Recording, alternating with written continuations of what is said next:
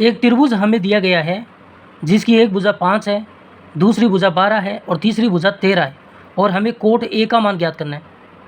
त्रिकोणमितीय अनुपात किस में निकाली जाती हैं? समकोण त्रिभुज में निकाली जाती हैं। और समकोण त्रिभुज की पहचान क्या है कि उसका एक कोण 90 डिग्री होगा। तो यहाँ पर ये कोण जो हमें दिया गया है ये 90 डिग्री ही दिया गया है और हम जानते हैं 90 डिग्री के सामने वाली भुजा कर्ण होती है। तो 90 डिग्री के सामने वाली भुजा ए बी है, ए बी कर्ण है, तो कर्ण का मान हमें 13 दिया है।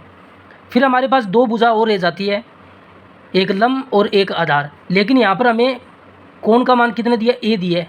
यहाँ पर ए कोण लिया गया है, ये वाला कोण लिया गया है।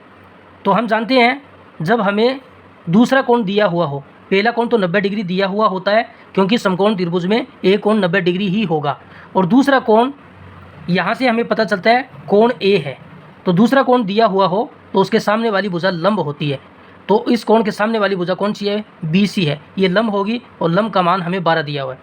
और तीसरी भुजा जो रह गई है वो आधार होगी, तो ए का मान यहाँ पर 5 होगा। तो हमारे पास एक शॉर्ट ट्रिक होती है जिसे लाल बटे कक्का कहते हैं, लाल बटे कक्का। यहाँ पर जो ये पहला मान है लंब बटे कर्ण, ये पहला मान जो लंब बटे कर्ण है ये साइन थीटा का मान होता है। और दूसरा जो मान है आधार बटे कर्ण, आधार बटे कर्ण ये मान होता है कोस थीटा का। और तीसरा जो मान है लंब बटे आधार, लंब बटे आधार ये मान होता है टेन थीटा का।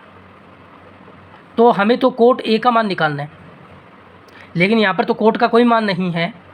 तो हम क्या करेंगे, साइन थीटा से हम कोसेक थीटा का मान निकाल सकते हैं।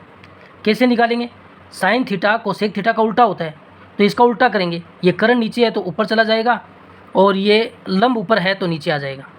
इसी तरीके से कोस थीटा से हम सेक थीटा का मान निकाल सकते हैं, क्योंकि कोस थीटा सेक थीटा का उल्टा होता है। ये कर्ण नीचे है तो ऊपर चला जाएगा, आधार ऊपर है तो नीचे आ जाएगा। और टेन थीटा से हम कोट थीटा का मान निकाल सकते हैं, क्योंकि टेन थीटा कोट थीटा का उल्टा होता है। ये आधार नीचे है तो ऊपर चला जाएगा और लंब ऊपर है तो नीचे आ जाएगा। तो यहाँ से देखिए कोट थीटा का मान हमने आधार बटा लंब निकाल लिया। हमने 3 मान कौन कौन से निकाले? आधार का मान 5 दिया हुआ है और लंब का मान हमें 12 दिया हुआ है और कर्ण का मान हमें 13 दिया हुआ है। हमें किसका मान निकालना है? कोट ए का मान निकालना है। कोट ए, यहाँ पर कोण ए दिया है, यहाँ पर थीटा दिया है। ये तो फॉर्मूला है, समझाने के लिए थीटा ही लिया जाता है। अगर आप कोट ए का मान दिया है तो उसका मान क्या होगा? यही होगा आधार बटा लंब, आधार बटा लंब होगा। तो आधार का मान कितना है? आधार का मान 5 है और लंब का मान कितना है? 12। तो 5 बटे 12 इसका आंसर होगा ऑप्शन बी। सिर्फ आपसे सवाल में कोट ए का मान पूछा है। अगर आपसे पूछता है कि साइन ए का मान निकालो, तो साइन क्या है? लंब बटा कर्ण है।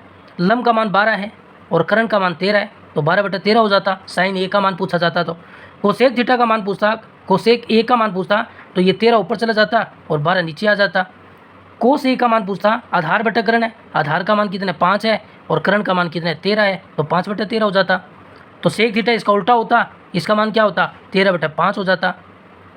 अगर टेन ए का मान पूछा जाता तो लंब बटा आधार है, लंब का मान कितना है? 12 है और आधार का मान कितना है? 5 है, तो 12 बटा 5 हो जाता।